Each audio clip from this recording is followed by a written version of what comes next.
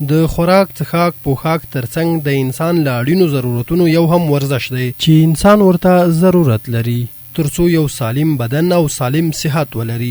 په دې وروستیو کې په افغانستان خصوصا په خوست کې دې برخې ته د ځوانانو ډیر پام اوښتی دی. د ورزش د برخې مسؤلین وایي ورځ تر بلې په یاد ولایت کې ورزش معیاري کېدو ته نږدې کېږي. الحمدلله ډېر په معیاري کېده. دا چې مخکې هر څوک خپل سر یې لګیاول، جواز یې نه درلودی، د استاذۍ اسناد یې نه درلودل. هغه کلبونه چې د استاذۍ اسناد یې نه درلودل هغوی موږ بند کړل چې دوی باید یو ور قانوني هغه وخت پوره کړي، د استاذۍ وخت سین ترڅنګ یا تجربه پوره کړي، اسناد ولري، بیا د هم دی باید د ډاکټرۍ کوم اسناد هغه هم ولري. ورته مهال د ورزش د برخې هغه استادان چې له اوږدې مودې په دې برخه کې پاتې شوي وایي خوست کې ورزش ته د ځوانانو لیوالتیا ډیره شوې ده او دوی هڅه کوي ځوانانو ته په یاده برخه کې ښه روزنه ورکړي. دا چې په خوست ولایت کې رسمي ورزشونه او نور ورزشونه ډیر دي، نن سبا پرمختګ ډیر کړی دی، خو موږ لا هڅه کوو چې د ورزش په ټول افغانستان کې معیاري کړو او په هغه استاندارد ډول سره په نړیوال معیار سره خلکو ته وروښیو ترڅو د موږ ورزشکاران هم د نړۍ سره سیال شي.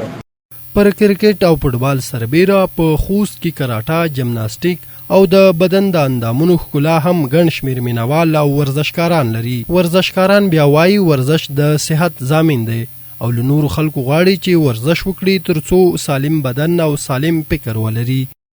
دا زمونږ کشر طبقې ته نور هم تشویق راکوي او موږ ډېر تشویق کېږو چې دوی ته ګورو د دوی برکت دی الحمدلله.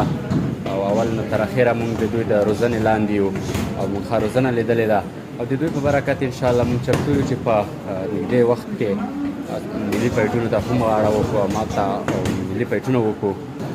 دا چې ورزش د صحت ضامن دی نو روشی دلته کلب ته دغه ساحه کې ډېر ښه ضرورت و چې یو کلب موجود وي. زه هم خوشحال یم روغلی یم چې دا کې ورزش پیل کوم او خپل وزن کم کوم ترڅو صحت مې ښه پاتې شي.